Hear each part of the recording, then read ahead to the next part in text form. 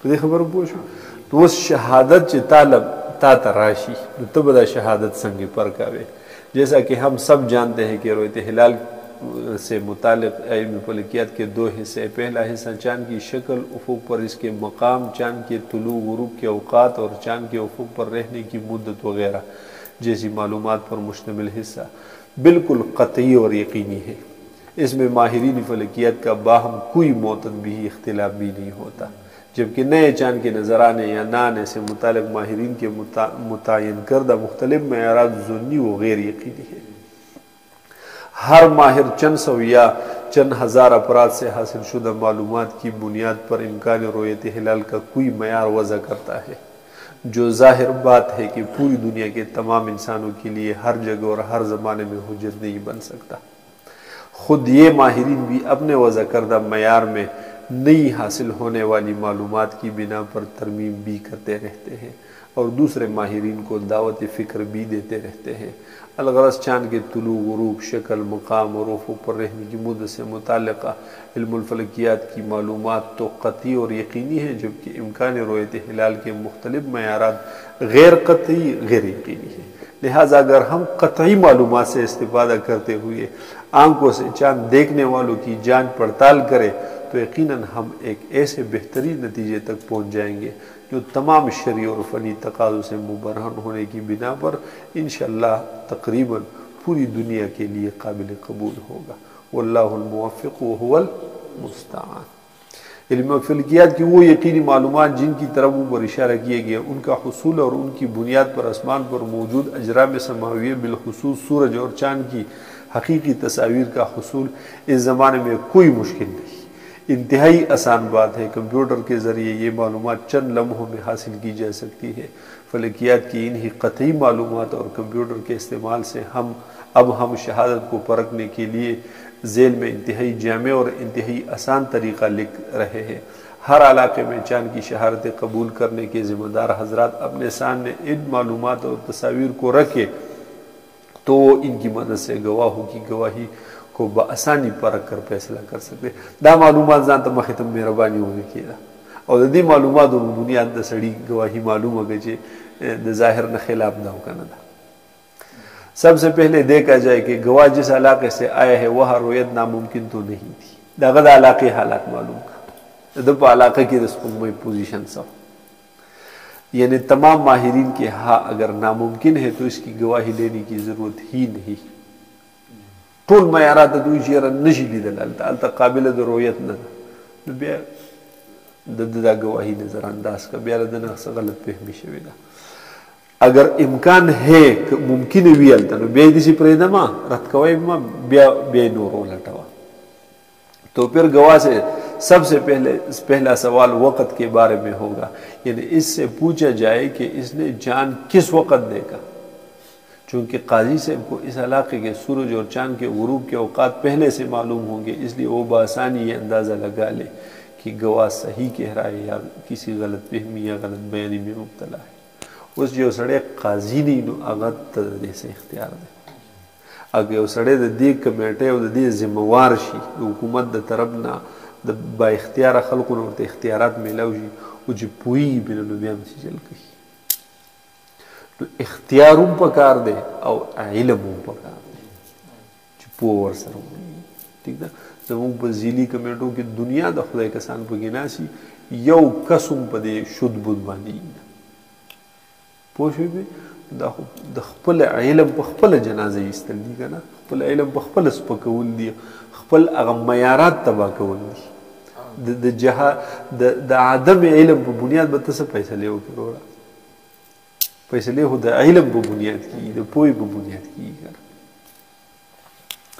چونکہ قاضی صاحب کو اس علاقے کے سورج اور چاند کے غروب کے اوقات پہلے سے معلوم ہوں گے، اس لیے وہ بآسانی اندازہ لگا لے کہ گواہ صحیح کہہ رہا ہے یا کسی غلط فہمی یا غلط بیانی میں مبتلا ہے. مثلا کراچی میں 12 اکتوبر دغه ټوله قصه ده. دویم سوال تینا دا وکا چاند کی شکل کے بارے میں، دویم سوال بدا کوي د شکل په باره کې، دا شکل یې څنګه نو ته د شکل د دې مختلف ممکن صورتونه کېدلی شي، لکه په دې کې چې دا درکړي پوه شوې په دې 150 بجې دي دا ممکن صورتونه دي د دې ټول نو ته معلوم که چې نننی شکل د دې څنګه اوس د دې نننی شکل داسې چې د دې هغه دواړه خونګې چې وي نو داسې بره طرف ته وي او سړی تا ته راشي قرآن قسم کوي چې داسې مې لیدلی د هغې نه درته بل شانتي ښیي او تا ته په هغې یقیني معلوماتو سره معلومه شوې ده چې نسي لکه مثال په طور باندې دا د نور او د دې په منځ کې د فرق نه شکل معلومیږي که دا نور د پاسه دا سپوږمۍ نو بیا د دې دا شکل نسي که نور د دې خوا بیا لږ دسي چې څومره د دې خوا کېږي دې شکل داسې کېږي که دې طرف ته وي بیا دسي پوه شوې بې نو ته اول شکل په خپله باندې په خپلو معلوماتو سره معلوم کړه چې شکل به څنګه بیا دې یار ته وایه شکل څنګه نو که صحیح درته ښیي نو مزید دې بیا بل سوال وکړه که صحیح درته نه ښیي نو دا پوائنٹ د ځان سره نوٹ کړه چې به دې کې به څه شو خطا شو دریم سوال لا گواہ سے یہ پوچھا جائے کہ جس جگہ سورج غروب ہوا تھا چاند اس سے دائیں جانب تھا یا بائیں جانب الکه نور چې په کوم ځای باندې غروب کا نو دا دې طرف ته و هغه جنوب ته طرف ته و کو شمال طرف ته و دلته موږ په پاکستان کې په مغرب کې غروب کوي کنه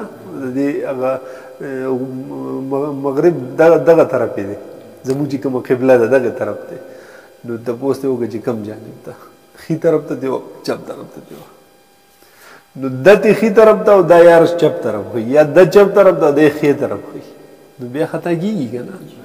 دا پوینټ د ځان سره نوٹ کا چې سړی په غلطه دی کنه سلورم سوال لا گواہ سے یہ معلوم کیا جائے کہ چاند افق سے کتنا اونچا تھا سپوږمۍ د افق نه څومره چوته اوس هغه بس ساده سړی د معلومات ورته دا پیچیده معلومات ورته نه چې څومره ډیګري کنه ډیګري میګري باندې پیژني هغه ته اندازه نه تو په کوم ځای دی لیدلی چې تا ته چې په دغه ځای دغه ونی سره خواته په دې سانګي سره خواته دي وا ته چې گواهی قبله هوته به پوهه کنه ٹھیک شو ته پر دغه عالم یې کنه ته اندازه بولږي چې دا ځای څومره ډیګري دی پوه شوې به که ستا سره دغه ټیم کې هېڅ آلات نشته خدای خو لاس درکړي که نه ما د لاس ویلي دا لاس چې داسې پول کولاو کې دغه شان او بیا به دې داسې ګوري نو دا د 10 ډیګرو که داسې دې کړی نو بیا 10 ډیګرو نه دی برابر خو چې دا دې پول کولاو کړی نو دا خدای پاک داسې دغه کړی دی چې دا 100 ډیګرو برابر وي داسې دغه شان دی پوه شوې به مثال دا د افق سره ما یو ځای کو دا ځای چې د کوم سره لګي د افق او د دې ځای په منځ کې 10 ډیګري فاصله ده پوه شوې نو تا ته پته ده چې سپوږمۍ نن په دغه ټیم نه دی چې کوم ټیم وي نو په دې ټیم کې دا په 8 وه او دی چې ته ښیي نو 15-20 ته ښیي نو خطا کېږي که نه ځای خو تا ته په یقیني معلوماتو معلوم شوی پوشوی ہمارے خیال میں انشاءاللہ صرف مذکورہ مراحل میں ہی شہادت کے صدق و کذب کا فیصلہ ہو جائے گا دا معلومات دل ټول صحیح درگی بالکل صحیح خبره کی شرانم د صحیح سره ده فنی هم صحیح خبره وکړي ځکه واقعي لیدلې ده کنه چې لیدلې یا بیا خامخا صحیح درګي نو بیا هغه ټیک خو چې لیدلې نه نو بیا بغړې وړي ضرور وي دا غي سره به معلومه شي چې دا سړی یا خطا شوی دی چې ته مناره باندې سپوږمۍ واغې لیدلې ده یا چې په کوټه باندې څوک ماشوم ولاړو دا غي سپوږمۍ نو واغې لیدلې ده او یا ورانه کوي دا قصد دروغ وي اگر گواہ درجہ والا تمام سوالات کا جواب درست دیتا ہے اور قاضی یا حاکم کا اس پر شرح صدر ہو جاتا ہے تو اس کا کیا ہوا فیصلہ سب کے لیے قابل قبول ہونا چاہیے اگر قاضی کو شرح صدر نہیں ہوتا تو اس کی شہادت رد بھی کی جا سکتی ہے کیونکہ ہر گواہی کے مطابق فیصلہ کرنا قاضی کے لیے ضروری نہیں قاضی صرف قاضی وہی دیتا جدا صرف اختیاری دا قبولیت او رد کرنا گواہ اگر پڑھا لکھا ہے دا یو بل سوال کوي اول د سړي نه تاسو مقاله کو په لیکیا ته پويږي او کنه پوښوي به کمپیوټر باندې د دې غي حسابونه معلومولې شي او کنه که معلومولې شي کنه بیا ته ښه کلک کلک دا سوالونه وکړه بیا دا نه پکې معمولي کش نه پکې ګډوډ نه شي ځکه دام بیا ممکنه ده چې هغه هر څه په کمپیوټر ځان ته سیټ کړي وي چې دې شي به یو تا پسې راشي چې ما لیدلي ده نور حالان کې لیدلي نه په کمپیوټر یې ځان ته هر څه کړي دغه معلومات یې پوره وکړه پوه شوې